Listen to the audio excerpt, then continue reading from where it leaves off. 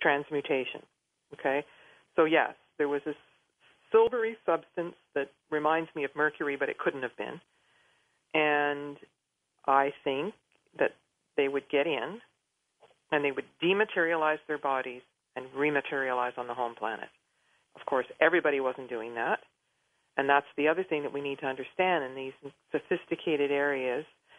And one of them is called the Band of Peace, where they had the energy from the pyramids. It's 6 different sites that expands about 15 miles. There was a high level of energy that was only for high-level initiates. The common populace was still in the fields doing the farming. And so there were special beings, I think, that were coming and going. I do. And if you even think about the Hathors and Hathor herself, she's got cow ears. Think of Avatar. They're humanoid, but they're not human. Right. They are, but they're not. So shape-shifting and moving between dimensional spheres and using these solar boats that look like wormhole physics, I think they were moving between the dimensions. What do you think they came here for, Carmen? Well, I mean, what was their interest? Sitchin says gold. They needed gold to spread into an atmosphere. Well, I think that sounds like, okay, maybe. Maybe that's how it started. I think it would be more sophisticated than that. Think about the notion of starseed and other planets perhaps colonizing. More developed.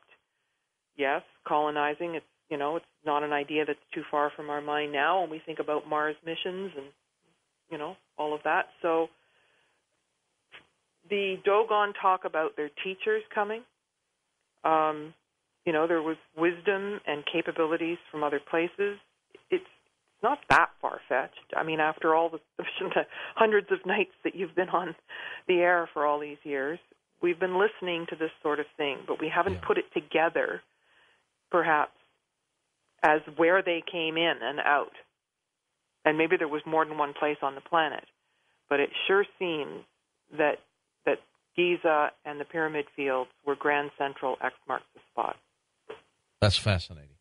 It really is. I wrote a screenplay called Out of the Blue years before I put the Pyramid Code together. Where is it now? It's between covers, sitting here, and it is telling the story from the perspective of back and forth between now and then and past life memories, and it puts it together in a more robust way that you don't have to believe it, sort of thing. So but you know the difference between fiction and nonfiction. Oh yeah, fiction has to make sense. No, the other way around. Nonfiction has to make the other way around. Fiction has to make sense. Nonfiction, reality, doesn't make sense anymore. We've been told so many lies that we expect politicians to lie. We expect school to be teaching us something that doesn't pertain to real reality. Like something far-fetched. We're criticized for having thoughts that are far-fetched, but maybe they make more sense than the rest of it. Maybe. How did they build the pyramids? How did they levitate those blocks? Well, I'm sure it's anti-gravity. I envision large lifters and small nudgers. I think it was fields within fields within fields. It had to do with humans being human divining rods that were connecting the cosmic energy to the earth, the telluric energy, and the telluric energy into the cosmos. So there was some kind of an energy charge building. But we're talking huge energy here. We're talking 22 pyramids that were emanating sound resonance frequencies. We're talking, as you'll see in the Pyramid Code, the schist disk that would spin and create a vibrational tone that mimicked the vibrational frequency of the planet. There were these reverberation shields. There was sound and light technology, and all of this built a charge that was then enough to create this anti-gravity. And there's absolutely no way, impossible, for the number of blocks there are in the Great Pyramid, that it could have been done manually. There aren't enough trees to roll things on logs. It doesn't make any sense at all. I have seen workers in Egypt repair a floor at the Temple of Queen Hatshepsut with little bricks that are maybe 8 inches across and 3 inches high, and stack them all, and 12 of them trying to pull this thing up the ramp with wheels, and they barely could do it. And so we've seen all kinds of things of them trying to build a capstone, and et cetera, et cetera, et cetera. Like even Stonehenge, they replicated it out of styrofoam, and they had trouble moving it. Well, styrofoam isn't as heavy as rock. Do you think Edward Leeds Scullin, the guy who built Coral Castle down there by himself in Florida, he knew the secrets of the pyramids? He would tell people he did. Yeah. Well, absolutely, and I think it's fascinating that he kept it secret. But I also understand that not only did he build it, he moved it. He moved it. That's true. To a different location after he built it. Yes. I mean, you're definitely proving that you know how to move these big stones. And so, I mean, but I've been to Malta, and the quarries are at the top of the hills in Malta, and they've got a whole lot of rough round balls, and it makes sense that 10 or 12 people could start at the top of a hill and roll them down and put them up, because they're not tight fitting. So I'm not against the idea that primitive people would wrap rope around something and pull it along and roll it along. Fine. If it's plausible, I'll go with that. And I think that Malta, that's part of how they did it.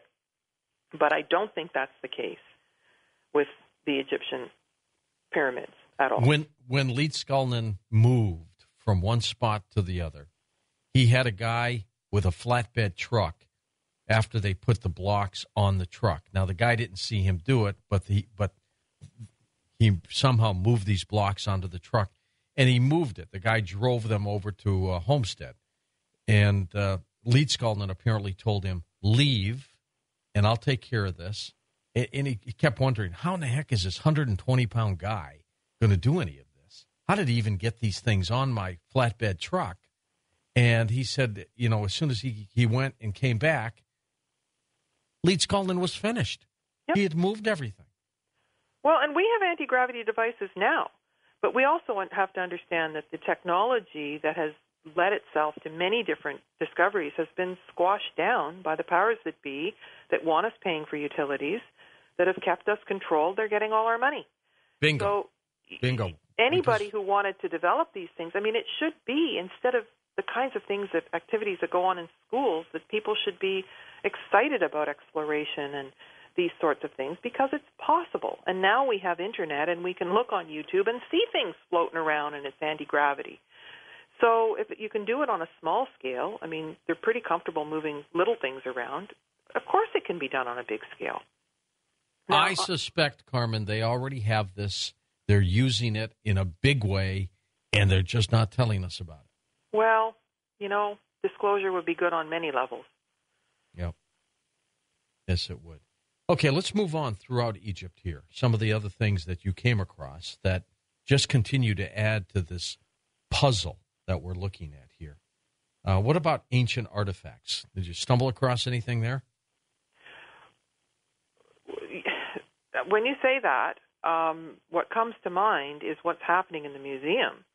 Like, I've spent a lot of time in the museum, a lot of time over the last years. I lived in Egypt for periods of time, and I did a lot of research there. I'd go in there for 2 hours at a time because you get saturated. In the olden days, we were able to take pictures. And I am telling you, the museum, it used to be that if you spent 1 minute at each exhibit, you'd be in there 9 months. Oh, my gosh. Yeah, that's a lot of stuff. It's like a warehouse. Yeah. And the other thing is that museums are supposed to have a location for an item. And if the item's moved, taken for restoration, taken to a special exhibit in another country, there's a sign that says, this is the item, this is where it is, and this is when it's coming back. Exactly. You don't do that in the Cairo Museum. Why They not? have moved the schist disc 4 times. There's a head of King Tut with a distended skull growing out of a lotus. They've moved that 4 times.